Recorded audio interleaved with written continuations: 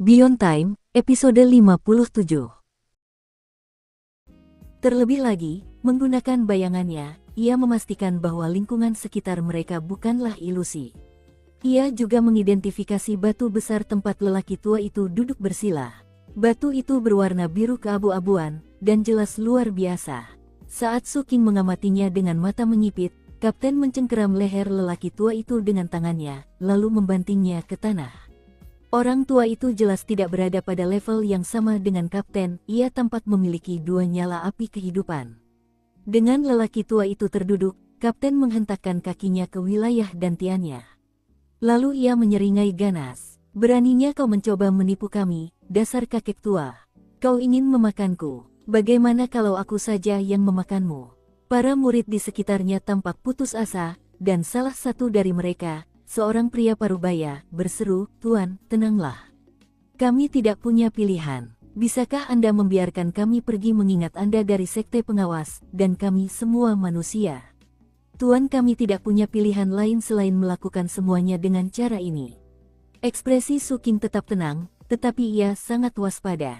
Ia tidak menunjukkan belas kasihan kepada musuh, betapapun sulitnya mengetahui betapa jahatnya mereka.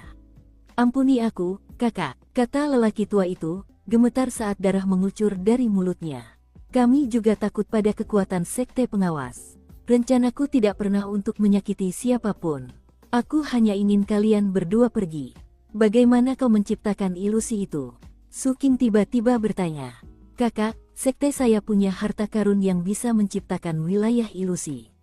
Harta karun itu tidak bisa dipindahkan dari tempat ini, itulah sebabnya sekte kami pindah ke lokasi ini." Orang tua itu tidak berani menyembunyikan kebenarannya, dan karena itu, ia menunjuk batu besar di kejauhan.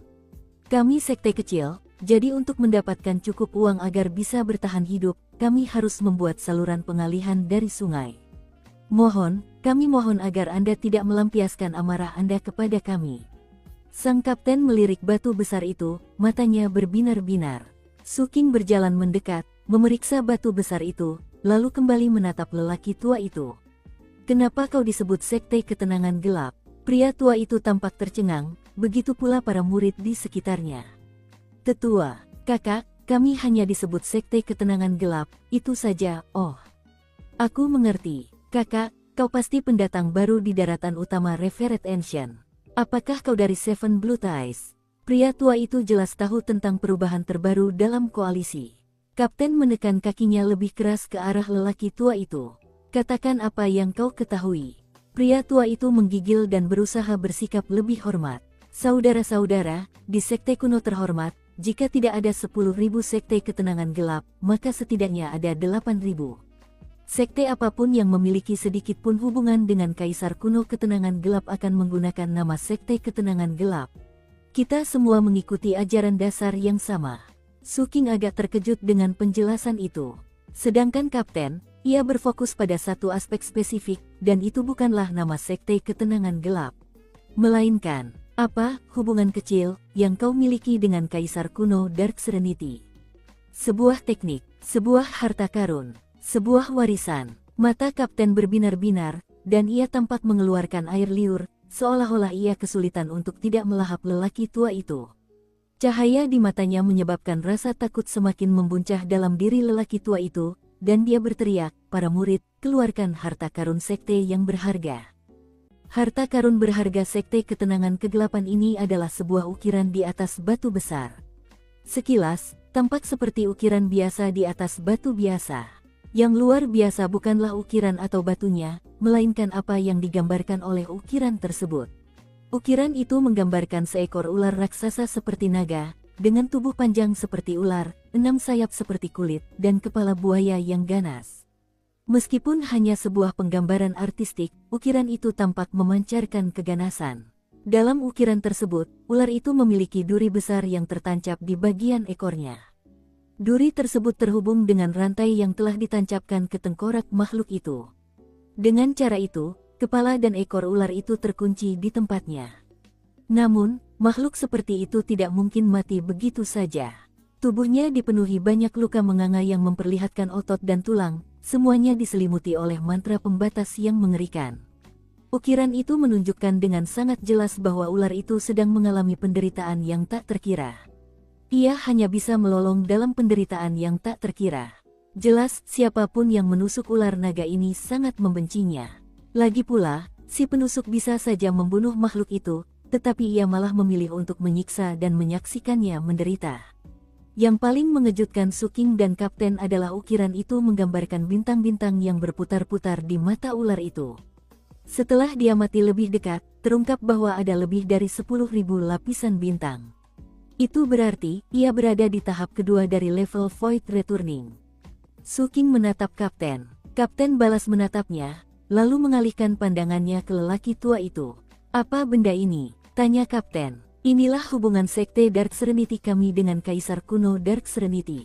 Bertahun-tahun yang lalu, sebelum Kaisar kuno Dark Serenity menaklukkan Revered Ancient, dia datang ke sini dalam misi yang menjadikannya legenda. Tempat ia tiba di daratan adalah tempat yang sekarang kita sebut prefektur penerima Kaisar.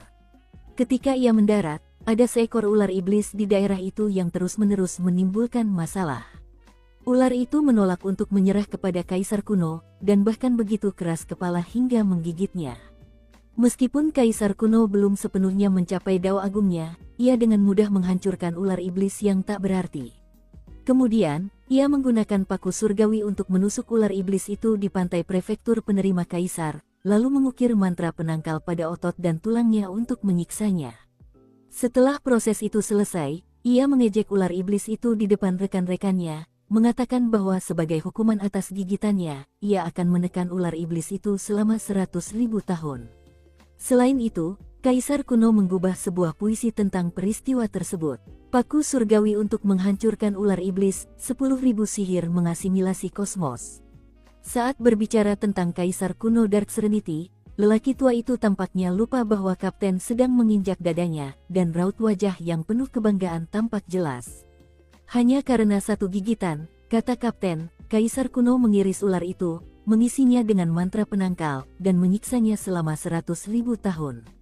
Sebegitu piciknya, ia menoleh ke Suking, dengan ekspresi aneh di wajahnya saat ia menyampaikan pesan kepadanya melalui kehendak ilahi. "Dulu kupikir kau orang paling picik, King kecil. Sepertinya kau harus bekerja lebih keras dalam hal itu." Kapten mengerjap beberapa kali. Dengan kehadiran orang asing, mustahil Kapten akan mengungkapkan identitas Suking dengan berbicara. Itulah sebabnya ia memproyeksikan pesan tersebut, alih-alih mengucapkannya dengan lantang. Ekspresi Suking tetap sama seperti sebelumnya ketika ia menjawab dengan satu kalimat. "Kapten, apakah Anda ular itu di kehidupan sebelumnya?" Sang Kapten terkekeh sinis. Menunduk, ia menatap lelaki tua itu dengan ekspresi galak dan berkata, "Harta karun berharga sekte Anda adalah ukiran ini. Hanya itu, karena Anda memiliki ukiran itu, apakah itu berarti Anda tahu di mana ular itu ditusuk? Apakah di sini?" Sang Kapten melihat ke sekeliling, tetapi tidak melihat apapun yang menunjukkan bahwa lokasi ini adalah tempat ular itu ditusuk. Pria tua itu tampak agak malu, seolah-olah ia tidak ingin menjawab pertanyaan itu. Namun kemudian ia mempertimbangkan bahwa kedua orang dari sekte pengawas ini tampak tidak ramah, sehingga ia memutuskan untuk tidak menyembunyikan apapun. Ia mendesah, "Itu tidak ada di sini." "Lalu di mana?" tanya Suking, meskipun dia sudah bisa menebak jawabannya. "Di sekte ketenangan gelap dalam koalisi 8 sekte Anda," kata lelaki tua itu. Kapten tertawa. "Harta karun berharga sekte Anda adalah ukiran wilayah saku sekte ketenangan ke-8 di koalisi 8 sekte." Pria tua itu tersenyum masam dan malu. "Sebenarnya, kami adalah sekte ketenangan ke-8 yang paling otentik di seluruh prefektur penerima Kaisar. Bertahun-tahun yang lalu, pendiri kami diberi misi oleh Kaisar kuno ketenangan ke-8 sendiri, untuk menjaga ular iblis dan meningkatkan siksaannya setiap tahun. Seiring berjalannya waktu, warisan itu diwariskan dengan sedikit gangguan, hingga tuanku sendiri mengambil alih. Beberapa tahun yang lalu, beliau bertemu peri abadi Plumdark dari koalisimu. Sekarang, beliau disebut Ark Immortal Plumdark. Bagaimanapun, begitu tuanku melihatnya, beliau tahu bahwa beliau memiliki peluang tak terbatas untuk masa depan. Karena itu, guru saya dengan senang hati memberikan tanah leluhur kepadanya, dan juga mewariskan warisan sekte kami kepadanya. Setelah itu, beliau tidak memiliki apapun yang menghalangi, jadi beliau membawa kami ke sini untuk hidup menyendiri dan menikmati hidup, jauh dari urusan duniawi. Sekitar 30 tahun yang lalu, beliau terbang dengan seekor burung bangau ke surga barat dan meninggal dunia dengan tenang. Suking menatap dengan penuh perhatian ke arah murid-murid kurus kering di sekitarnya, lalu ke arah lelaki tua yang meringkuk ketakutan. Ekspresi aneh terpancar di wajah kapten saat ia menatap lelaki tua itu. Lelaki tua itu balas menatap dengan canggung, bingung harus berkata apa selanjutnya. Setelah beberapa saat, sang kapten berdeham dan berkata, "Apakah gurumu bermarga Zhao?"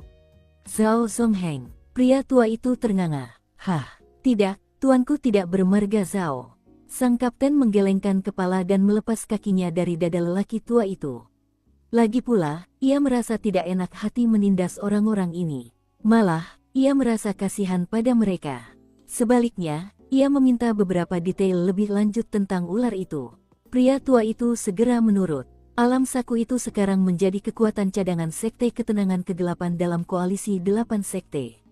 Aku belum pernah ke sana, tetapi kudengar guruku mengatakan bahwa alam itu penuh dengan kekuatan jiwa yang mengerikan.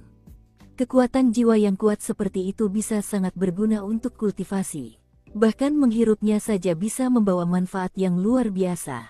Tubuh jasmani ular iblis itu mati, hanya menyisakan kerangka. Namun, guru saya berkata ia tidak benar-benar mati. Jiwanya masih ada, meskipun sangat lemah. Tidur, sungguh. Jadi, kekuatan jiwa di tanah leluhur sebenarnya hanya berasal dari jiwa ular iblis itu. Paku kaisar kuno tidak hanya menyegel tubuh fisik ular iblis itu, tetapi juga jiwanya. Jadi, bahkan setelah bertahun-tahun yang tak terhitung jumlahnya berlalu, ular itu masih membenci kaisar kuno ketenangan kegelapan sampai ke lubuk hatinya. Berkat lelaki tua ini, Suking dan kapten jadi tahu lebih banyak tentang wilayah terpencil milik Sekte Ketenangan Kegelapan milik koalisi.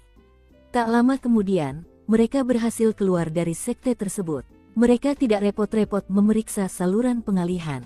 Namun, mereka menekankan kepada lelaki tua itu bahwa ia tidak bisa terjun bebas menggunakan air sungai. Terlebih lagi, mereka memeriksa batu besar di pintu masuk sekte, dan mendapati bahwa batu itu benar-benar mustahil untuk dipindahkan. Batu itu merupakan bagian permanen dari lanskap. Namun, sang kapten tidak mau menyerah begitu saja, dan berhasil menggigitnya. Namun, itulah batas kemampuannya. Akhirnya, di tengah para anggota Sekte Ketenangan Gelap yang gemetar ketakutan, Suking dan sang kapten akhirnya pergi. Dalam perjalanan pulang, kapten menghela napas dan berkata, "Rasanya kita sangat sial. Kita tidak mendapatkan apa-apa." Suking mengangguk. Mereka memang tidak mendapat banyak manfaat dari perjalanan ini. Tiba-tiba mereka saling bertukar pandang. Dengan merendahkan suaranya, sang kapten berkata, "Begitu kita kembali, bagaimana kalau kita cari cara untuk masuk ke wilayah tersembunyi Sekte Ketenangan Gelap dan menyerap sebagian kekuatan jiwa itu?" Suking ragu-ragu, sambil terus memikirkan Ark Immortal Plumdark. Secara naluriah, ia tidak ingin mendekatinya. Mengingat hal itu, rasanya bukan ide yang baik untuk menerobos masuk ke Sekte Dark Serenity hanya untuk menyerap sedikit kekuatan jiwa. Lagi pula, lanjut kapten, matanya berbinar-binar, menyerap sedikit kekuatan jiwa bukanlah hal yang luar biasa. Tapi kalau kita bisa membangunkan ular iblis itu, dan menggigitnya, itu akan luar biasa. Hal itu membuat jantung Suking berdebar kencang. Melupakan Ark Immortal Plumdark, ia mulai memikirkan bagaimana mereka bisa melakukan hal seperti itu. Sang kapten juga tenggelam dalam pikirannya. Akhirnya, mereka terbang keluar dari pegunungan keselamatan arbiter tertinggi dan melihat kapal-kapal koalisi di kejauhan. Saat itulah Suking tiba-tiba berkata, "Ular iblis itu membenci kaisar kuno ketenangan kegelapan sampai ke lubuk hatinya, kan? Jadi, jika ia melihat seseorang yang mengingatkannya pada kaisar kuno, apakah ia akan begitu kesal hingga terbangun?" Mendengar ini, mata kapten berbinar. Itu mungkin cara untuk menyelesaikan masalah. "Apa yang kau bicarakan tentang jian-jian kecil?" Suking mengangguk, dan sang kapten terkekeh. Keduanya mulai membahas detailnya. Kapal-kapal mulai berlayar lagi ke hulu sungai saat mereka menyelesaikan rencana mereka. "Tapi Wu Jianwu tidak datang ke daratan," kata Suking. "Aku cukup yakin dia masih kembali ke Phoenix Selatan, kemungkinan besar di suatu tempat di Forbidden by the Phoenix." Suking menatap kapten. Kunci dari seluruh rencana ini adalah meyakinkan Wu Jianwu agar mau bekerja sama dengan mereka. Sederhana saja, kata Kapten. Si berandal kecil itu benar-benar tergila-gila pada Kaisar kuno Dark Serenity. Aku akan mengirim beberapa orang ke Forbidden by the Phoenix untuk menemukannya dan menyampaikan pesan. Aku akan mengatakan sesuatu seperti, kami menemukan salah satu bekas tempat tinggal Kaisar kuno Dark Serenity. Coba tebak, ada puisi di sana yang ditulis tangan oleh Kaisar kuno Dark Serenity sendiri. Percayalah, King kecil, tempat nongkrong plus puisi akan terlalu berat untuk ditolak jian-jian kecil. Terutama yang terakhir. Alis Kapten bergerak naik turun saat dia menggunakan aset di kapal divisi keamanan khusus untuk mengirim pesan kembali ke sekte dan mengatur segala sesuatunya bergerak. Waktu berlalu, mereka melanjutkan perjalanan ke hulu untuk inspeksi selama beberapa bulan. Semuanya berjalan lancar, dan tak lama kemudian mereka sampai di ujung anak sungai. Disinilah batang utama sungai berpotongan dengan pegunungan keselamatan Arbiter Agung, tempat markas besar Sekte Arbiter Muda dulu berada. Saat mereka mendekat, Su King dapat melihat reruntuhan sekte tersebut, serta sisa-sisa bendungan yang runtuh. Bahkan bongkahan bendungan terkecil pun panjangnya ratusan meter, dan yang terbesar ribuan meter. Dari situ, dapat dibayangkan betapa besarnya bendungan itu. Di luar reruntuhan bendungan dan sekte tersebut, Su King dan Kapten melihat aliran air bergolak yang besar yang mungkin juga merupakan laut. Itu adalah batang utama dari sungai kedalaman abadi yang abadi. Energi abadi di sana luar biasa kuat, sehingga para murid Seven Blood Eyes tak bisa terlalu dekat tanpa merasa mabuk dan pusing. Bahkan Su King pun merasa goyah. Ia memandang ke timur, tempat perkumpulan abadi arbiter tertinggi berada, lalu ke barat, di mana, di balik pegunungan keselamatan arbiter tertinggi, terdapat tanah terlarang utama prefektur penerima kaisar. Sungai itu mengalir tepat ke tanah terlarang itu, di mana ia menjadi hitam pekat dan penuh dengan mutagen yang mengerikan. Mudah dibayangkan betapa mengerikannya tanah terlarang itu, mengingat ia bisa mengubah energi abadi menjadi mutagen. Ada hal lain di ujung anak sungai selain Sekte Arbiter Muda. Ada armada dari Sekte Harta Karun Cermin Langit. Mereka memiliki 12 kapal, dan di atas kapal itu Su King melihat para kultivator dari Sekte Harta Karun Cermin Langit, duduk bersila untuk berkultivasi. Mereka semua adalah perwira divisi keamanan khusus, dan mereka telah ditempatkan di sini menunggu 7 mata darah untuk membebaskan mereka. Kapten keluar untuk mengurus formalitas. Setelah serah terima resmi, termasuk penyerahan bendera koalisi, para perwira Sekte Harta Karun Cermin Langit memberi hormat kepada para perwira dari 7 mata darah dan berlayar kembali ke hilir. Setibanya di koalisi, divisi keamanan khusus dari sekte berikutnya akan memulai perjalanan ke hulu untuk membebaskan 7 mata darah. Sementara itu, divisi keamanan khusus Seven Blood Eyes akan ditempatkan di sini, dan akan menjaga bendera koalisi berkibar di pantai. Su King dan Kapten yang bertanggung jawab. Meskipun mungkin tampak seperti misi yang panjang, baik waktu yang dihabiskan di sungai maupun di tujuan akhir memberikan banyak manfaat untuk kultivasi. Namun, kultivasi tidaklah mudah di ujung anak sungai. Kebanyakan murid sebenarnya tidak dapat dengan cepat beradaptasi dengan lingkungan sekitar karena energi abadi yang sangat kuat. Sedangkan bagi murid-murid tingkat rendah dari Sekte Arbiter Muda yang lama, mereka hanya mampu berlatih kultivasi di sini berkat perlindungan formasi mantra sekte tersebut. Bahkan Su King merasa pusing, dan setelah mendarat di tepi sungai utama, ia hanya bisa berdiri di sana dan mencoba mengatur napas. Energi abadi menerpa wajahnya, mengalir ke hidung dan pori-porinya. Setelah menggertakkan gigi dan memaksa diri untuk beradaptasi, ia duduk bersila untuk mulai berkultivasi. Kapten melakukan hal yang sama. Para murid Seven Blood Eyes lainnya pun turun, memeriksa area tersebut untuk memastikan keamanan, lalu menggunakan cara mereka masing-masing untuk menyesuaikan diri dan mulai bermeditasi. Waktu berlalu, sebulan kemudian, Su King membuka bukaan Dharma ke-109. Ia tidak menggunakan kekuatan jiwa, melainkan mengandalkan energi abadi yang kuat dan mantra pemelihara kehidupan. Melakukan hal itu di benua Phoenix Selatan akan sangat sulit, tetapi di sini, jauh lebih mudah. Su King merasa gembira. Aku hanya punya 11 bukaan Dharma lagi sebelum aku dapat menyalakan api kehidupanku yang keempat. Dengan api kehidupan keempat itu, dia akan memiliki kecakapan bertarung yang benar-benar mampu menghancurkan apapun di Foundation Establishment. Tanpa aset tambahan, ia akan memiliki kecakapan tempur 6 api. Dengan menambahkan teknik kelas kekaisarannya, ia akan mencapai level 7 api. Kombinasi dua lampu kehidupannya tidak akan sepenuhnya mendorongnya ke level 8 api, tetapi ia pasti akan mencapai batas 7 api. Misi lain datang bulan itu, yaitu memburu orang-orang yang tertinggal dari Sekte Arbiter Muda. Pencarian itu sendiri tidak penting. Pengumuman ini sendiri dimaksudkan untuk mengirim pesan kepada seluruh prefektur penerima kaisar. Dan pesannya adalah, koalisi 8 sekte tidak akan mengizinkan pembangunan bendungan lagi. Jika ada yang mencoba, mereka akan dihantui dendam kematian. Dan divisi keamanan khusus bertanggung jawab untuk memastikan pesan itu tersampaikan dengan lantang dan jelas. Su King tidak tahu kesepakatan rahasia apa yang telah dibuat antara koalisi dan Supreme Arbiter Immortal Society, tetapi entah karena alasan apa, pihak yang terakhir tetap bungkam mengenai seluruh masalah tersebut. Para penyintas Sekte Arbiter Muda tampaknya menyadari bahwa mereka tidak akan pernah bisa membangun kembali sekte mereka di daerah itu, dan telah mengungsi. Ketika para murid 7 mata darah kembali dari pencarian, mereka melaporkan bahwa tidak ada tanda-tanda keberadaan kultivator Sekte Arbiter Muda yang tersisa. Hasilnya sama seperti ketika sekte-sekte sebelumnya dari koalisi menjelajahi daerah itu. Su King terus berlatih kultivasi. Ketika ia merasa terlalu sulit untuk berada di dekat air, ia akan menjauh dari pantai, menunggu tubuhnya beradaptasi kembali, lalu kembali dan memulai lagi. Kapten menghilang sejenak. Sebelum pergi, ia memberitahu Su King bahwa ia akan menjelajahi daerah itu. Su King tahu ada sesuatu yang lebih penting yang tidak ingin dijelaskan Kapten, sehingga ia tidak bertanya apapun. Kapten menghormati keinginan Su King untuk merahasiakannya, dan Su King pun melakukan hal yang sama kepada Kapten. Hari-hari berlalu. Sejujurnya, sebagian besar murid merasa terlalu membosankan untuk duduk seharian berlatih kultivasi. Hanya sedikit yang meluangkan waktu untuk latihan pernapasan dan meditasi.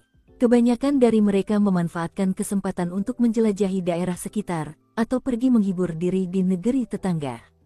Su King membiarkan mereka melakukan apa yang mereka inginkan, sementara ia memanfaatkan setiap momen yang ada untuk mengembangkan kultivasinya. Ada beberapa orang lain yang melakukan hal yang sama, termasuk si bisu. 3 bulan berlalu, kerja keras Su King membuahkan hasil, yaitu pembukaan lubang Dharma ke-110, yang memberinya kekuatan Dharma yang lebih melimpah. Sambil menarik napas dalam-dalam, ia membuka mata dan melihat ke belakang.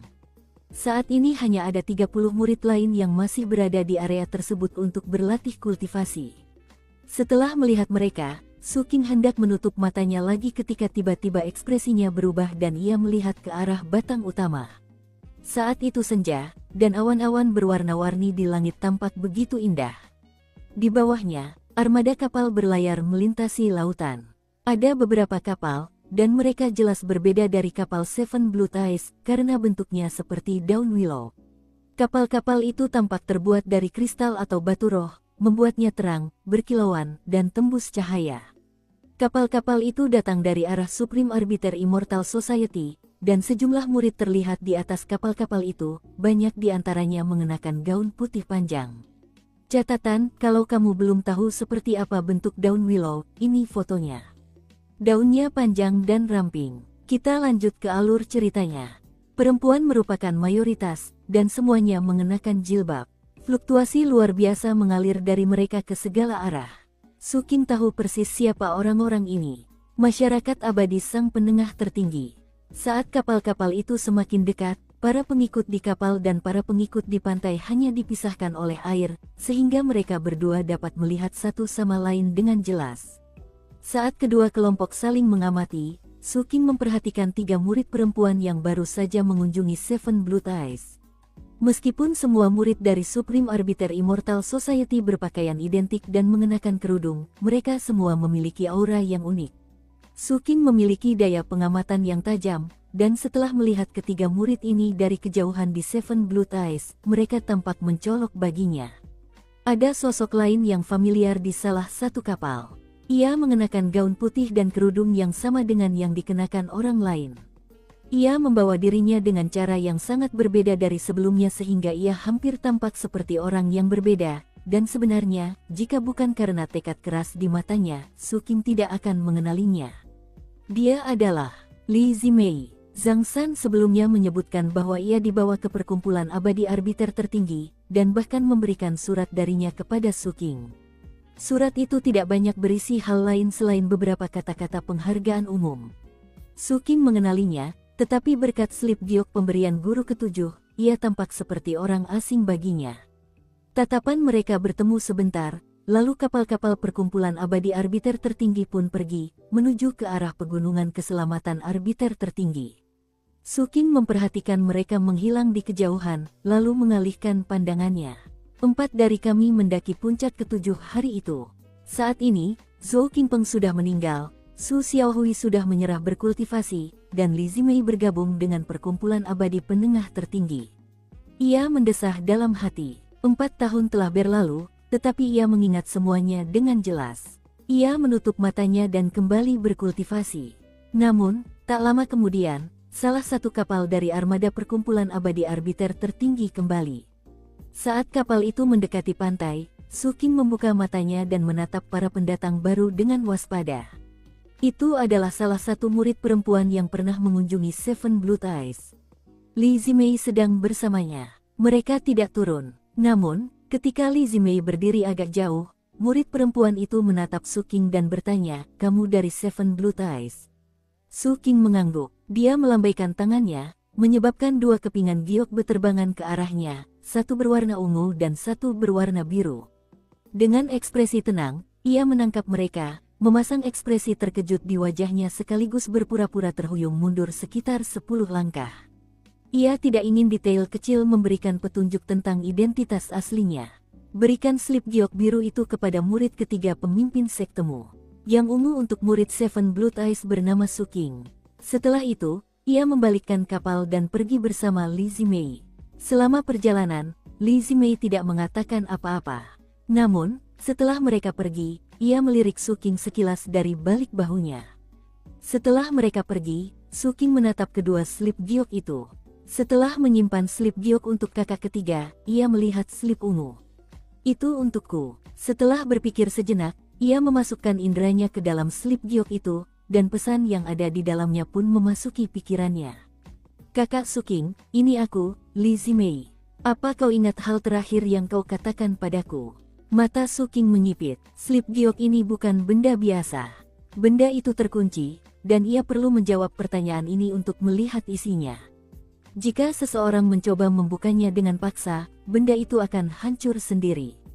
Teruslah berkarya. Aku menantikan hari di mana kamu bisa mendapatkan Dharma buat itu.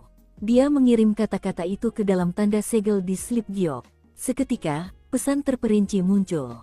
"Kakak Su Qing, saya baik-baik saja di Supreme Arbiter Immortal Society. Saya mengirimkan pesan ini karena saya mulai mempelajari teknik baru dari sekte saya. Teknik ini benar-benar berbeda dari metode kultivasi di Seven Blood Eyes. Masyarakat abadi arbiter tertinggi percaya bahwa basis kultivasi adalah basis kultivasi, sementara ranah domain adalah ranah domain. Mereka kurang menekankan basis kultivasi, dan lebih menekankan ranah domain. Ranah domain tidak ada hubungannya dengan kondensasi Qi, pembentukan fondasi, inti emas, dan sebagainya. Melainkan, ini tentang domain kehendak. Masyarakat arbiter tertinggi abadi meyakini bahwa ranah kehendak adalah Dao Agung yang sejati. Meski begitu, ranah kehendak membutuhkan pencerahan, dan itu merupakan sesuatu yang sangat sulit. Sejauh ini, hanya itu yang kupahami, kakak. Aku tahu ini tidak banyak. Kuharap ini bisa membantumu. Mungkin kau bisa meluangkan lebih banyak waktu untuk pencerahan. Aku tidak sepenuhnya yakin bahwa perkumpulan arbiter abadi tertinggi itu benar, tetapi keyakinan mereka memang memiliki kualitas yang dapat ditebus. Terlebih lagi, aku tidak akan mengecewakanmu, kakak Su Qing. Aku akan berpartisipasi dalam salah satu upacara pencerahan perkumpulan abadi arbiter tertinggi. Kata mereka, itu sangat sulit. Jika aku gagal, aku akan mati. Dan bahkan jika aku berhasil, kepribadianku mungkin akan berubah. Itu sendiri bukan masalah besar. Lagi pula, aku tidak pernah menyukai kepribadianku. Terkadang aku terlalu lemah. Terkadang aku terlalu sombong. Perubahan akan baik. Aku tidak tahu apakah aku akan berhasil, dan jika aku berhasil, aku tidak tahu bagaimana aku akan berubah. Saat kau menerima pesan ini, aku mungkin sudah mati. Atau siapa tahu, mungkin aku akan berhasil. Apapun pilihanku, ini pilihanku, dan aku akan terus berjuang. Aku berencana untuk bekerja keras. Aku tahu aku bisa. Aku hanya berharap kepribadianku tidak terlalu banyak berubah. Mungkin aku terlalu blak-blakan dengan pesan ini. Tapi ini surat terakhir yang akan kutulis sebelum kepribadianku berubah. Aku tidak punya saudara lain. Selama bertahun-tahun, aku hanya punya kamu dan kakak Zhang San. Aku tahu kakak Zhang San merawatku demi kamu. Kuharap kamu bisa memaafkanku atas masalah yang telah kubuat. Akhirnya, kakak, saya ingin menyampaikan doa terbaik saya yang tulus. Semoga Anda selalu dalam lindungannya. Selamanya, selalu, Li Zimei. Akankah domain? Gumam Su King sambil berpikir. Ia memandang ke arah sungai utama dan nyaris tak bisa melihat kapal-kapal perkumpulan abadi arbiter tertinggi di kejauhan. Ini bukan pertama kalinya dia mendengar kata itu. Dia teringat putri ketiga, putri Raja Sea Zombie, yang telah mengembangkan teknik yang berkaitan dengan hal-hal semacam itu. Pencerahan, ya, ia meresapi informasi itu dalam hatinya, dan sekaligus mendoakan keberuntungan Li Zimei. Segalanya berjalan lancar setelah itu. Su King berlatih kultivasi selama lebih dari sebulan, dan divisi keamanan khusus dari lembah Spirit Gloam tiba untuk membantu mereka. Kapten kembali, dan ia tampak sangat senang. Ia jelas mendapatkan banyak manfaat selama di luar. Terlebih lagi, Su King memperhatikan kulitnya tampak sangat sehat. Rasanya seperti ia telah berganti kulit. Terlebih lagi, aura kapten tampak lebih kuat dari sebelumnya. Sudah selesai. Su King menatap kapten. Selesai. Jawab kapten dengan puas. Hahaha. Begini, King kecil, kalau kita bertarung, sulit menentukan siapa yang menang. Aku sudah membuka segel lain. Su King tidak menjawab. Kapten hendak mengatakan sesuatu yang lain ketika petugas dari lembah Spirit Gloam mendekat. Kapten tahu bahwa Su King tidak suka berurusan dengan formalitas, jadi dia yang mengurus semuanya. Tak lama kemudian, para perwira lembah Spirit Gloam mengambil alih. Para perwira tujuh mata darah memindahkan bendera sekte, menaiki kapal mereka, dan berlayar pergi. Perjalanan pulang terasa lebih cepat. Salah satu alasannya, mereka tidak perlu lagi memeriksa tepian sungai dengan saksama. Selain itu, aliran sungai menambah kecepatan, sehingga kapal-kapal dapat bergerak lebih cepat. Tak lama kemudian, tembok-tembok kokoh koalisi 8 sekte menjulang di kejauhan. Para petugas divisi keamanan khusus semuanya tampak bersemangat. Karena lamanya misi, mereka sudah lama tidak kembali ke sekte. Semua orang mendapatkan manfaat besar, tidak hanya dengan meningkatkan basis kultivasi mereka, tetapi juga dengan mengurangi tingkat mutagen mereka. Yang terpenting, mereka kini semakin akrab dengan Revered Ancient. Melihat pemandangan familiar Seven Blood Eyes, Su King menghela napas lega. Hal pertama yang dilakukannya adalah pergi ke tempat tidurnya untuk berlatih kultivasi dan memeriksa kumbang-kumbang yang telah melahap es abadi.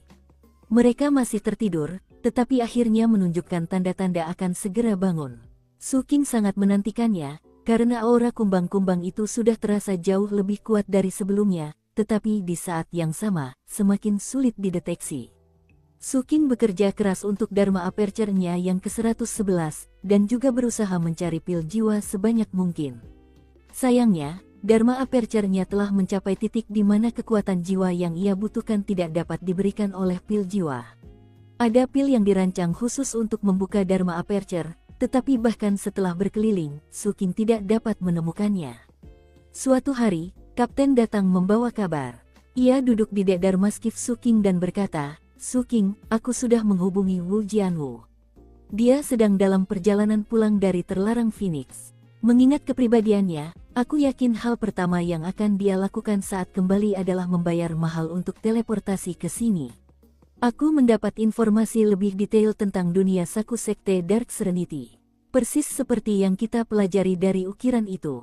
Lagi pula, dunia ini terbuka untuk murid dari semua sekte. Kekurangannya, harganya sangat mahal. Kau harus membayar 5 juta batu roh untuk masuk selama 3 hari.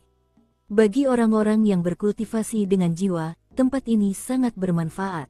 Artinya, tempat ini sangat berguna bagi para kultivator sekte Dark Serenity. Kebanyakan yang masuk dipilih dengan 3 atau 4 api kehidupan, dan mereka biasanya berhasil mencapai terobosan. Sambil menggosok-gosokkan kedua tangannya dan tampak sangat lihai, ia melanjutkan, King kecil, bisakah kau membantu kakakmu? Aku benar-benar tidak mampu membayar 5 juta batu roh. Harganya terlalu mahal. Jadi, bagaimana kalau kau bicara dengan Ark Immortal Plumdar? Kau tahu, cemberutlah sedikit. Kau tak pernah tahu, dia mungkin akan merasa cukup bersalah hingga membiarkanmu masuk ke tempat ini secara gratis. Su King selalu gugup ketika memikirkan Ark Immortal Plumdar. Sambil menatap kapten, ia berkata, Senior Plumdar tidak menatapku saat kita bertemu. Ia menatapmu, kakak tertua. Ingat, kau harus pergi. Iya, kata kapten, terdengar cemas. Dasar bodoh, kita sedang membicarakan 10 juta batu roh. Kau pikir aku tidak mau melakukannya? Aku mau. Ayolah, King kecil, kau punya keuntungan di sini. Kenapa tidak memanfaatkannya? Kau hanya muda sekali, dasar bodoh. Sang kapten kemudian mengajukan beberapa argumen yang sangat meyakinkan, tetapi Su King tidak menanggapi satu pun argumen tersebut. Ia tidak berniat menyetujui permintaan kapten. Meskipun ia juga peduli dengan batu roh, ia tetap tidak bisa menyetujui gagasan itu. Segala sesuatu di dunia ini bergantung pada kultivasi, kata kapten. Tidak akan ada yang menjelek-jelekkanmu selama kau semakin kuat. Ayolah, King kecil. Orang-orang di dunia ini memandang rendah yang lemah, bukan yang genit. Cara kapten menepuk pahanya untuk memberi penekanan pada kata-katanya, sementara pada saat yang sama mengerang dan mengerang, membuatnya tampak seolah-olah, jika dia berada di posisi Su King, dia pasti akan melakukan persis seperti yang diminta. Bagaimana mungkin kau tidak mengerti ini, King kecil? Kalau aku jadi kau, aku pasti sudah berada di Naschen Sol, percayalah. Sekte ini akan dipenuhi cucu-cucuku, dan dalam beberapa ratus tahun, seluruh koalisi akan menjadi milikku. Kau perlu belajar 1 atau 2 hal dari saudara ketiga. Jika memang harus dilakukan, lakukan saja. Su King mulai bosan dengan percakapan itu. Kapten mendesah dengan wajah kecewa. Kalau kau tidak mau, terserah. Kalau begitu, pinjamkan saja batu roh itu. Tunggu dulu, kau sudah berutang padaku. Kau berutang 5 juta. Su King menatap kapten, menilai kehebatan pertempurannya, lalu menutup matanya untuk bermeditasi. Merasa tak berdaya, kapten kembali mengajukan beberapa argumen. Namun, ketika menyadari Su King sedang bermeditasi, ia akhirnya pergi. Hatinya berdebar-debar memikirkan harus membayar 5 juta batu roh. Keesokan harinya, ia masih diliputi rasa cemas saat ia dan Su King pergi menemui Wu Jianwu, yang datang lebih cepat dari perkiraan mereka. Ketika Seven Blood Eyes memindahkan markas mereka, satu-satunya dari berbagai bangsawan yang tidak ikut adalah Wu Jianwu. Ia tetap berada di Forbidden by the Phoenix. Jika bukan karena jaringan informasi kapten yang sangat luas, mungkin mustahil untuk menghubunginya. Ketika ia melangkah keluar dari portal teleportasi, hal itu langsung menimbulkan kegemparan di Seven Blood Eyes.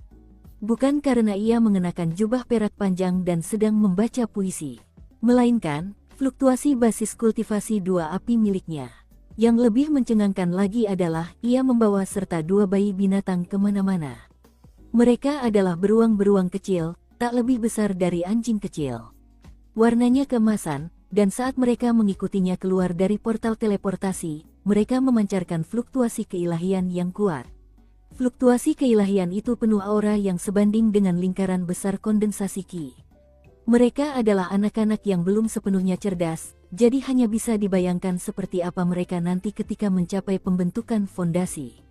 Peristiwa ini menarik perhatian seluruh sekte. Dan mengingat kedua beruang kecil itu memiliki garis keturunan kuno, para penjinak binatang dari puncak keempat benar-benar tercengang. Biasanya, Wu Jianwu tidak akan melewatkan kesempatan untuk meremehkan orang lain. Namun, ada sesuatu yang lebih penting baginya saat ini, jadi begitu ia berteleportasi, ia mengirim pesan suara kepada Su King dan Kapten. Di mana reruntuhan Kaisar kuno Dark Serenity yang kau bicarakan? Di mana? Di mana? Dan bagaimana dengan puisinya? Apa kau serius? Apa itu nyata? Bahkan hanya dengan mendengarkan pesan di medali identitasnya, Su King dapat merasakan betapa gembiranya Wu Jianwu. Tentu saja itu nyata, jawab Kapten segera. Namun, Wu Jianwu tidak yakin. Rupanya, Ia tidak terlalu percaya pada kapten. Baru setelah Suking memberikan jaminan serupa, ia akhirnya percaya. Ia begitu bersemangat hingga gemetar, dan tidak membutuhkan desakan dari Suking maupun kapten untuk segera bekerja. Ketika mereka mengatakan kepadanya bahwa dia perlu membayar 5 juta batu roh, dia mengerutkan kening sejenak, lalu langsung setuju. Itu membuat kapten terdiam sejenak. Faktanya, Wu Jianwu sangat bersikeras sehingga, pada hari dia tiba, mereka bertiga langsung pergi ke Sekte Ketenangan Gelap. Suking menguatkan diri dan mengingatkan dirinya sendiri bahwa semua ini demi menyalakan api kehidupan keempatnya. Saat mereka melaju kencang menuju alam saku, ekspresinya sangat serius, dan ia berusaha sebisa mungkin untuk tidak menarik perhatian. Wu Jianwu juga bergerak dengan kecepatan tinggi, tetapi itu karena dia begitu bersemangat. Sebaliknya, kapten tampak tidak terburu-buru. Membayangkan kehilangan semua batu roh itu sungguh membuatnya tertekan. Namun, Suking dan Wu Jianwu menyeretnya hingga tiba di pintu masuk. Di sana, mereka menemukan sebuah batu besar dengan seorang lelaki tua duduk di atasnya. Ia adalah pemimpin wilayah itu. Ia memiliki 6 istana surgawi, yang menyebabkan energi dahsyat berhamburan ke segala arah. Ketika Suking, sang kapten, dan Wu Jianwu tiba, ia bahkan tidak membuka kelopak mata sedikit pun, apalagi berkata apapun kepada mereka. Melihat betapa lancarnya segalanya, Suking menghela napas lega dan segera membayar batu rohnya. Wu Jianwu melakukan hal yang sama. Sedangkan kapten, ia menghela napas, lalu menatap ragu ke langit seolah sedang mencari sesuatu. Suking dan Wu Jianwu menatapnya hingga akhirnya ia berjalan terlatih-tatih dan dengan enggan membayar batu roh. Baru setelah mereka semua membayar, lelaki tua itu membuka mata dan melambaikan tangannya. Sebuah pusaran muncul di depan mereka bertiga, memancarkan fluktuasi kekuatan jiwa yang dahsyat. Suking dan Wu Jianwu tidak berkata apa-apa, dan baru saja hendak melompat masuk ketika lelaki tua itu tiba-tiba berdiri dan menangkupkan tangannya ke langit. "Salam, Matriark." Sambil menggigil, Suking bergegas menuju pusaran itu. Namun, ia bertindak terlalu lambat, ketika sebuah suara lembut dan ramah bergema dari atas. "Jangan bergerak, nak, berbaliklah." Kaki Suking terhenti sebelum menyentuh tanah. Ia tak bisa menggerakkannya. Yang bisa ia lakukan hanyalah perlahan berbalik dan menatap Ark Immortal Plumdark yang anggun turun dari atas. Ia mengenakan pakaian yang sangat berbeda dibandingkan terakhir kali. Ia mengenakan gaun sutra tenun berwarna biru kehijauan dan jepit rambut yang menyerupai burung phoenix terbang. Rambutnya tergerai di punggungnya seperti jubah, dan ia tercium harum seperti baru keluar dari bak mandi. Ada sedikit rona merah di wajahnya yang menggugah jiwa, yang membuatnya tampak sangat cantik. Senyum di matanya seolah mampu melelehkan apapun yang dilihatnya. Sama seperti terakhir kali mereka bertemu di malam hari, dia berjalan mendekati Suking, hanya saja kali ini dari samping. Di sampingnya, Wu Jianwu begitu tertegun, ia hanya berdiri di sana dan menonton. Kapten, di sisi lain, berkedip beberapa kali. Apa yang dia lakukan di sini? Jangan bilang dia sengaja menunggu kita membayar batu roh sebelum menunjukkan wajahnya. Dengan Wu Jianwu yang tampak linglung dan kapten yang merasa curiga, Ark Immortal Plumdark berhenti di samping Suking dan menatapnya dengan mata bak kolam air tanpa dasar. Bibirnya yang indah sedikit terbuka, dan ia tersenyum tipis. "Mengapa kamu begitu mahir menyenangkan wanita, nak? Aku sudah menerima hadiah yang kamu kirimkan kepadaku. Aku menyukainya." Catatan, Ark Immortal Plumdark menyebut dirinya sebagai orang ketiga sebagai kakak perempuan. Saya biasanya tidak menggunakan sapaan orang ketiga saat menerjemahkan, kecuali benar-benar diperlukan. Dalam konteks romantis kencan, perempuan yang lebih tua biasanya dipanggil kakak perempuan atau menyebut diri mereka sendiri seperti itu. Misalnya, ketika kakak ipar saya, kakak laki-laki Madame Deadblade, berkencan dengan perempuan yang lebih tua, ia dan ibu mertua saya akan memanggil perempuan itu dengan sebutan itu. Ketika seorang perempuan menggunakannya sebagai sapaan orang ketiga untuk dirinya sendiri, mungkin terdengar agak genit atau menggoda, meskipun belum tentu. Kita lanjut ke alur ceritanya. Suara Ark Immortal Plumdark setajam air mata air, dan mampu menembus kedalaman jiwa. Suaranya magnetis sekaligus lembut, bak pusaran air yang menarik pendengarnya semakin dekat. Mendengar kata-katanya, Suking melirik ke arah kapten. Sang kapten berkedip beberapa kali, lalu menoleh ke kiri dan ke kanan, seolah-olah situasi ini sama sekali tidak ada hubungannya dengan dirinya. Ark Immortal Plumdark tampak geli melihat tingkah Suking. Ia telah melihat banyak orang dalam hidupnya, termasuk yang tampan dan pemalu seperti anak ini. Namun, ketika ia masih muda, ia tidak pernah terlalu memperhatikan orang-orang seperti itu. Namun sekarang, entah kenapa, ia merasa ingin mempermainkannya sedikit. Ia melangkah lebih dekat. Suking kaku seperti papan dan kesulitan bernapas. Tak hanya tak bergerak, tekanan itu juga membuat jiwanya menggigil. Ark Immortal Plumdark kini telah mendekat begitu dekat sehingga wajahnya tepat berada di sebelah wajahnya. Aroma tubuhnya seperti baru selesai mandi, dan mengingat betapa dekatnya, Suking tercium aroma harum itu, dan tak punya pilihan selain menghirupnya dalam-dalam. Ia begitu gugup hingga wajahnya pucat pasi, dan jantungnya berdebar kencang hingga hampir terdengar dari luar. Ia belum pernah bersikap seperti ini di hadapan murid perempuan manapun yang pernah ditemuinya sebelumnya. Menyaksikan adegan itu berlangsung, Wu Jianwu benar-benar linglung. Ia bahkan bertanya-tanya apakah Chen Erniu dan Suking mengundangnya dari jauh hanya untuk menyaksikan kejadian ini. Kemudian ia mulai merasa sedikit kesal mengingat ia hanya ingin bertemu Kaisar kuno ketenangan kegelapan. Adapun orang tua dengan 6 istana surgawi, dia berdiri di sampingnya, dengan hormat mengalihkan pandangannya. Hanya kapten yang merasa luar biasa. Aku tak punya pilihan, King kecil. Aku terpaksa melakukan ini, dan jepit rambut itu sangat mahal. Semua ini demi kebaikanmu sendiri.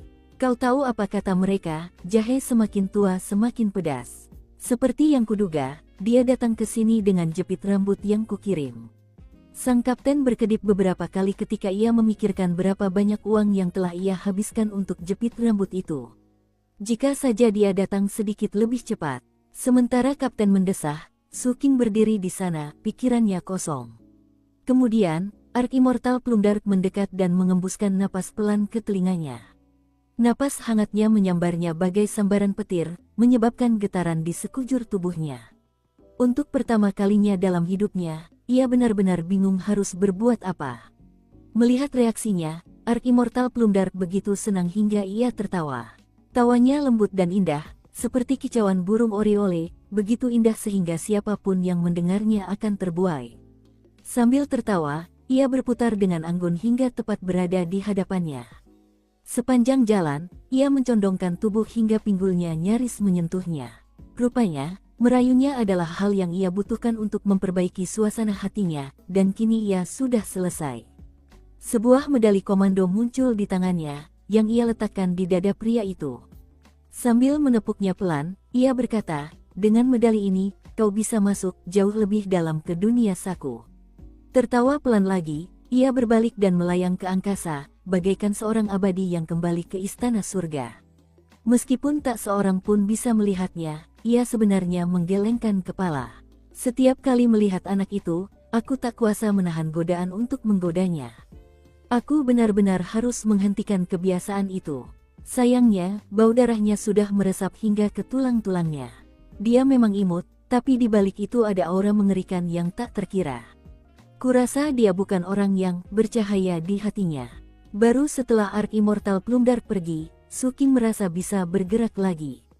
Sambil menghirup udara dalam-dalam, ia menatap kapten. Sang kapten merasakan getaran ketakutan menjalar di sekujur tubuhnya. Sambil berdeham, ia berkata, ayo masuk. Kita sudah menghabiskan banyak uang, dan waktu sudah hampir habis. Tanpa menunggu jawaban, ia bergegas maju dan melompat ke pusaran itu. Rupanya ia khawatir Suking akan melakukan sesuatu padanya. Sementara itu, Wu Jianwu masih berdiri di sana dengan linglung. Ia menatap Suking, lalu melihat ke arah hilangnya Ark Immortal Plumdark. Akhirnya, ia menelan ludah. Suking tidak memperhatikan Wu Jianwu. Sebaliknya, ia menatap pusaran tempat kapten menghilang. Sambil menggertakkan gigi, ia bersumpah untuk mengingat apa yang baru saja terjadi, lalu memasuki pusaran itu. Setelah mereka berdua pergi, Wu Jianwu akhirnya menarik napas. Kita, para kultivator, jangan pernah terjerumus pada tipu daya feminin. Itu tidak akan bermanfaat bagi kita. Perempuan hanya akan mengalihkan perhatian dan membingungkan kita. Para kultivator seharusnya hanya fokus pada kultivasi. Itulah cara untuk mencapai hal-hal menakjubkan. Kaisar kuno Dark Serenity sendiri pernah berkata bahwa, dulu, Wu Jianwu sepenuhnya yakin bahwa filosofi Kaisar kuno ketenangan kegelapan sepenuhnya benar. Namun kini, ia mulai bertanya-tanya. Pada akhirnya, hati daunnya kuat, sehingga ia segera menjernihkan pikirannya. Dengan mata berbinar penuh tekad, ia memasuki pusaran itu. Di balik pusaran itu, mereka menemukan diri mereka di langit dan bumi yang berbeda. Tempat itu luas, dipenuhi lingkaran pegunungan konsentris. Langitnya bagaikan penghalang formasi mantra yang beriak, dan daratannya terbuat dari mantra penangkal. Dari segi ukuran, tempat itu kurang lebih sama dengan ibu kota Seven Blood Eyes di benua Phoenix Selatan. Di tengah lingkaran pegunungan itu terdapat sebuah danau yang sangat besar. Air danau itu berwarna darah, begitu gelap dan pekat sehingga seolah-olah danau itu sendiri terbuat dari darah. Sebuah paku raksasa muncul dari danau, begitu besarnya hingga seolah-olah dapat menopang langit dan bumi. Paku itu gelap gulita, dan kilat menyambar permukaannya. Sungguh mengejutkan dan mengerikan, memancarkan aura yang terasa sangat kuno. Seolah-olah paku ini telah menyaksikan peristiwa yang tak terhitung jumlahnya dari zaman kuno. Di puncak paku terdapat rantai tebal yang ditutupi tanda formasi mantra, yang memancarkan fluktuasi mengerikan. Yang mengejutkan, rantai itu terikat pada seekor ular kerangka raksasa. Ular raksasa itu melingkar, dengan duri di tengahnya. Saking besarnya, seolah-olah menjadi pegunungan terakhir di tengah-tengah pegunungan lainnya. Kepala ular itu bersandar di atas duri raksasa itu. Dagingnya tak berdaging, hanya terdiri dari tulang hitam pekat, tetapi tampak sama beraninya seperti ular itu sebelum mati. Di dalam rahang panjang ular itu terdapat deretan gigi setajam silet, dan satu gigi di dekat bagian depan berlumuran darah kering keemasan. Darah emas itulah yang memancarkan energi yang menggetarkan langit dan bumi. Ia begitu mendominasi sekaligus mulia, dan mampu mengguncang jiwa siapapun yang memandangnya. Pemandangan itu tampak persis seperti ukiran yang dilihat Su King dan Kapten. Satu-satunya perbedaan adalah sensasinya. Melihatnya secara langsung sangat berbeda dari sekadar gambaran artistik. Hal itu terutama berlaku untuk energi mengerikan di dalam paku, serta tekanan yang berasal dari ular kerangka itu. Su King, Kapten, dan Wu Jianwu semuanya tampak terkejut, dan jantung mereka berdebar kencang. Sedangkan Kapten, ia menatap darah kering keemasan di gigi ular itu. Aku benar-benar bodoh. Kenapa aku begitu fokus pada harta karun di luar? Aku tak percaya ada hal-hal menakjubkan seperti itu di dalam sekte. Mungkinkah itu darah kaisar kuno ketenangan kegelapan? Su King tidak memperhatikan gigi-gigi itu. Sambil mengamati sekelilingnya, ia merasakan kekuatan jiwa yang sangat kuat di area tersebut. Bahkan, begitu kuatnya hingga bagaikan lautan jiwa yang menyebabkan kitab suci penelan jiwa api unggun miliknya bergerak dengan sendirinya dan mulai menyerap kekuatan jiwa tersebut. Ini tanah keberuntungan untuk membuka lubang dharma, pikir Su King, namun ia tidak bertindak impulsif. Melayang di udara, ia terus mengamati sekeliling mereka dengan saksama. Yang terpenting, ada kultivator lain yang hadir, bukan hanya mereka bertiga. Dan semua murid, baik dari sekte Dark Serenity maupun bukan, harus membayar batu roh untuk masuk.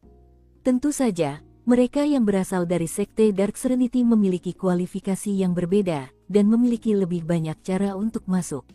Dari apa yang dilihat Su King, mayoritas dari puluhan kultivator yang hadir berasal dari sekte Dark Serenity. Mereka semua duduk bersila untuk berkultivasi, dan sebagian besar berada di lingkaran luar pegunungan. Hanya sedikit yang dekat dengan pusat.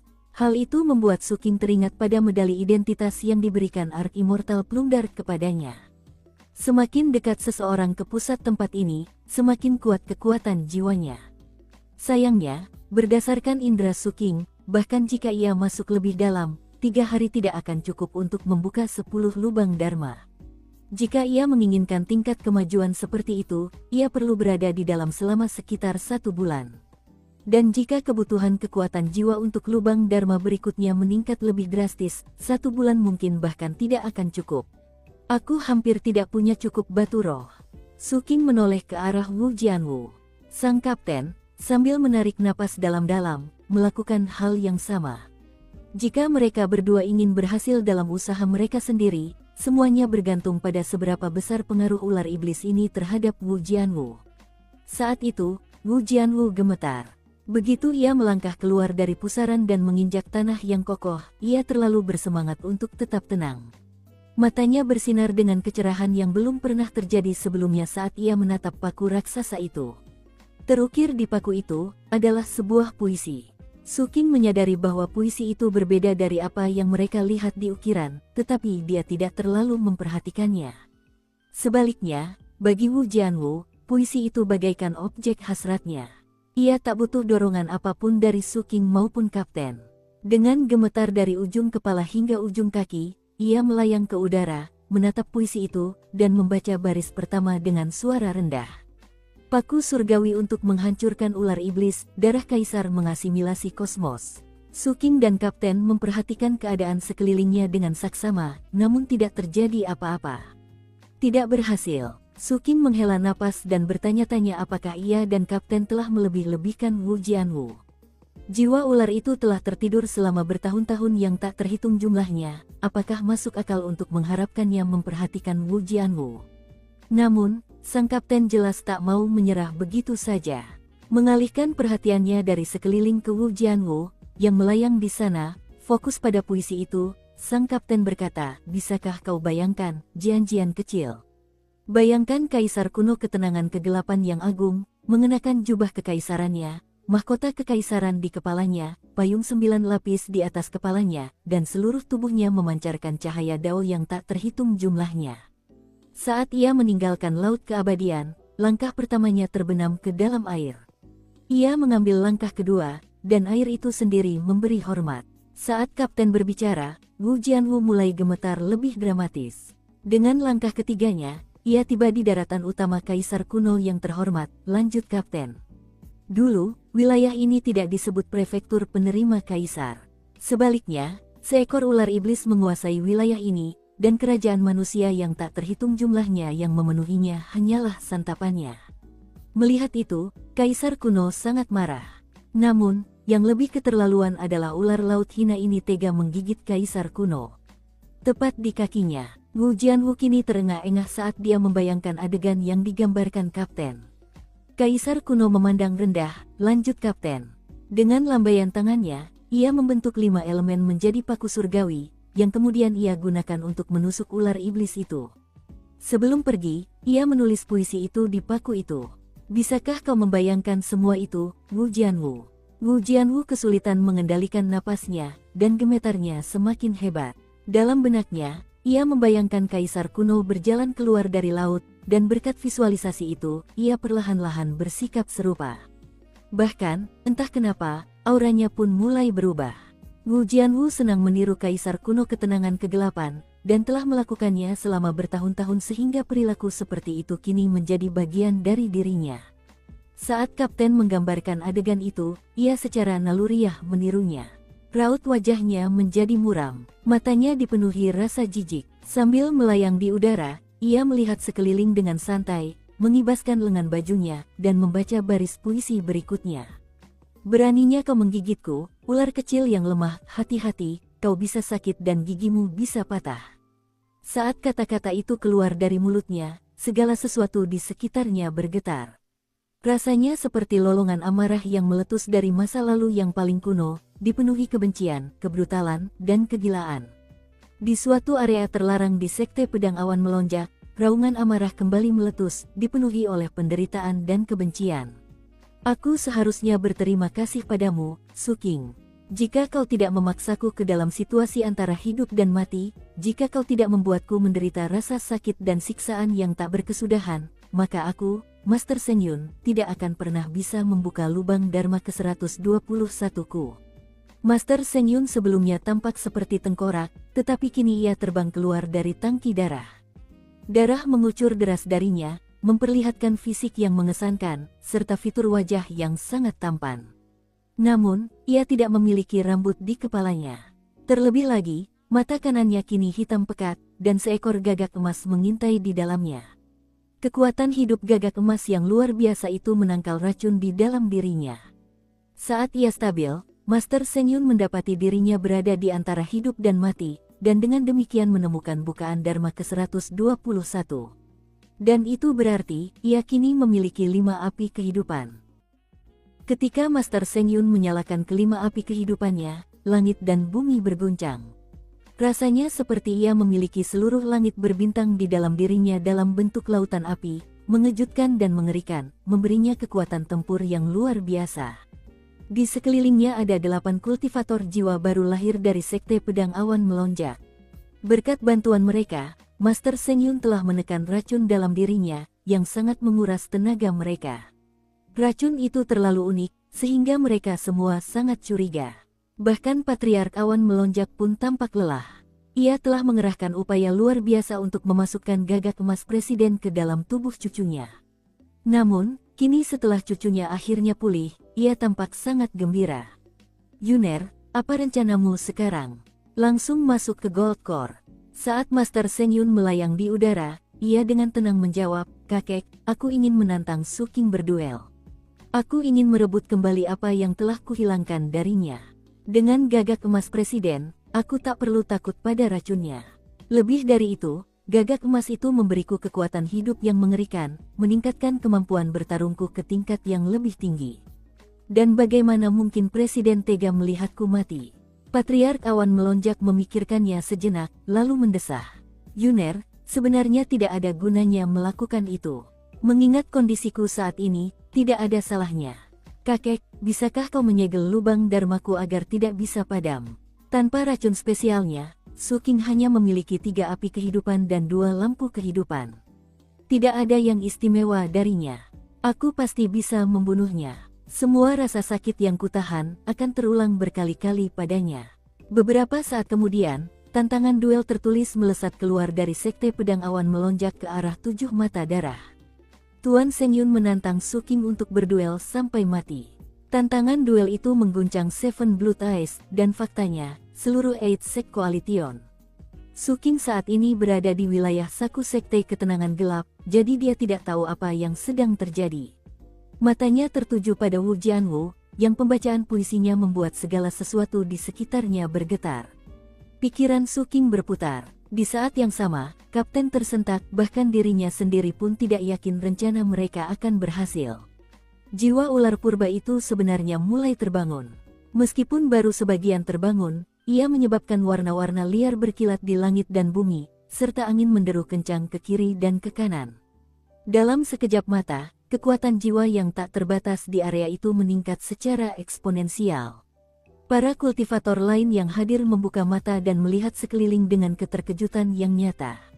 Mereka langsung melihat Wu Jianwu dengan raut wajah angkuh, dan mereka merasakan perubahan dramatis pada kekuatan jiwanya. Meskipun mereka terkejut, tak satu pun dari mereka melakukan apapun untuk mengganggu, dan bahkan, mereka semua segera mulai berlatih pernapasan. Su King melakukan hal yang sama. Tak berani masuk lebih dalam ke alam saku, ia duduk bersila dan mulai menyerap kekuatan jiwa. Kapten pun bergabung dengannya, dan sambil duduk, ia berseru, "Kaisarku Maha Perkasa. Kaisarku menguasai segalanya." Wu Jianwu tampak benar-benar tenggelam dalam aksinya, dan setelah mendengar kata-kata kapten, entah bagaimana ia tampak semakin angkuh saat melayang di udara. Sambil menggenggam tangan di belakang punggung dan membusungkan dada, ia memelototi tengkorak ular iblis itu dengan jijik dan berkata, "Aku melakukan apapun yang kuinginkan, baik dari jauh maupun dekat, ular konyol ini hanya pantas dicemooh." Saat kata-kata Wu Jianwu bergema, raungan sebelumnya tiba-tiba menjadi jauh lebih intens. Pegunungan di sekitarnya kini bergetar hebat. "Aku telah menghancurkanmu di sini selama ribuan tahun, kau tidak pantas dikasihani karena telah dihukum." Wu Jianwu menekankan kata-katanya yang merdu dengan jentikan lengan bajunya, membuatnya tampak lebih mengesankan daripada sebelumnya. Bahkan, tengkorak ular itu mulai menggeliat, dan kekuatan jiwanya melonjak hingga puluhan kali lipat melebihi apapun sebelumnya. Su King sebenarnya mulai khawatir bahwa jiwa ular iblis itu akan terbangun sepenuhnya, lalu menelan Wu Jianwu dalam satu gigitan. Sang kapten juga terkejut, dan ia tidak melupakan bahwa, jika ular iblis itu benar-benar bangun, ia pasti akan menghabisi Wu Jianwu terlebih dahulu. Namun, lebih dari itu, ia belum siap untuk mencabut gigi itu. Karena itu, ia segera berkata, "Baiklah, Jian-Jian kecil, sudah cukup. Kau bisa berhenti membaca." Mendengar itu, Wu Jianwu mengerutkan kening dan menatap dingin ke arah kapten. Beraninya para perusuh mengganggu seperti ini, dan bersaing dengan kaisar untuk meraih kejayaan hari ini. Tatapan Wu Jianwu saat ini 30% meremehkan, 50% angkuh, dan 20% mendominasi. Ia benar-benar telah sepenuhnya terjerumus ke dalam peran kaisar kuno ketenangan kegelapan. Singkatnya, ini adalah impian hidupnya, dan ia sedang bekerja keras untuk mewujudkannya.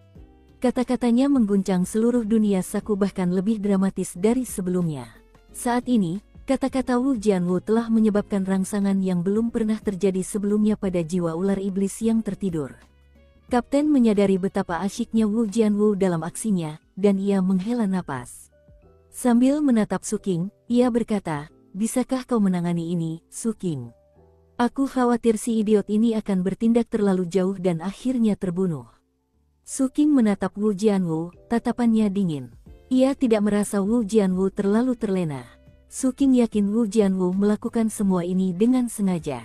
Bahkan, saat Su Qing menatapnya, Wu Jianwu tampak hendak membuka mulut dan mengatakan sesuatu. Saat itulah Su Qing segera mengeluarkan selembar batu giok berisi beberapa gambar yang terekam di atasnya. Ketika Wu Jianwu melihat slip giok itu, ia tiba-tiba menggigil, dan ekspresinya menjadi sangat memuja. Sikapnya yang sebelumnya telah hilang, dan ia bahkan jatuh dari udara. "Hahaha, kalau ada yang ingin kau katakan, Kakak Su, kita bicarakan saja." "Tidak masalah." Su Qing perlahan menyimpan slip giok itu. Saat itu, Wu Jianwu menghela napas lega. Ia tak perlu memeriksa slip giok itu untuk mengetahui apa yang terekam di dalamnya. Hampir pasti isinya adalah gambar dirinya sedang mengusap perut beruang di dalam gua. Mengingat kembali momen kejayaannya beberapa saat sebelumnya, ia tak kuasa menahan diri untuk berkata, "Wah, seru sekali."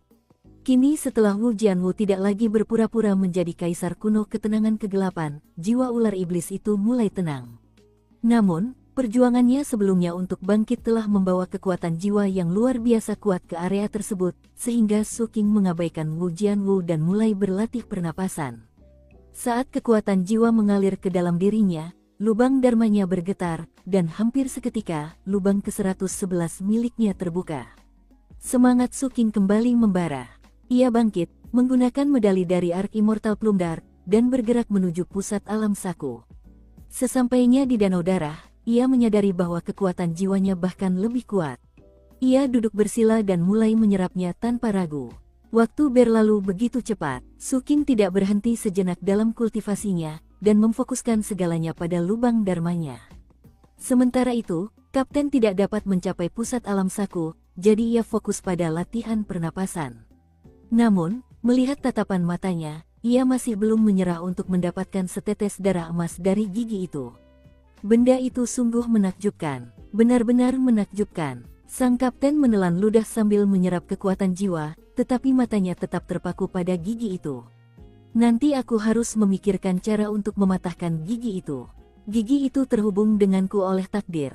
Dengan benda itu, aku bisa mendapatkan barang apapun yang kusuka."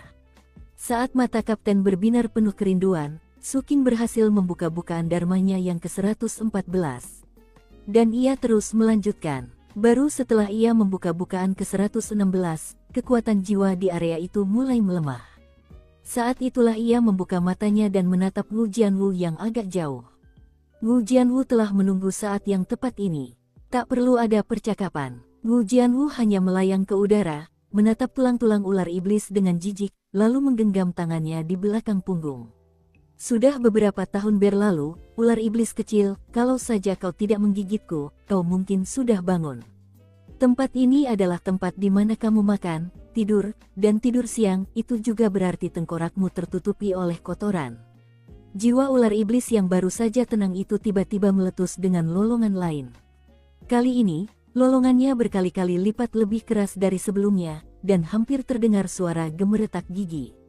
Ketenangan gelap, sebagian tubuh ular yang membentuk pegunungan luar bergeser, menyebabkan batu-batu besar berjatuhan. Bumi berguncang, tanah bergulung-gulung bagai ombak. Sambil menarik napas tajam, Su Qing membentak, "Cukup." Bibir Wu Jianwu terkatup rapat, meskipun ia jelas siap untuk melanjutkan bicara.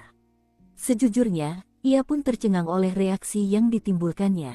Namun, saking serunya, ia sudah sedikit kecanduan dengan prosesnya. Terlebih lagi, ia kini memiliki sedikit kecurigaan di lubuk hatinya bahwa mungkin ia adalah reinkarnasi dari kaisar kuno ketenangan kegelapan. Kalau tidak, bagaimana mungkin ia melakukan apa yang sedang dilakukannya?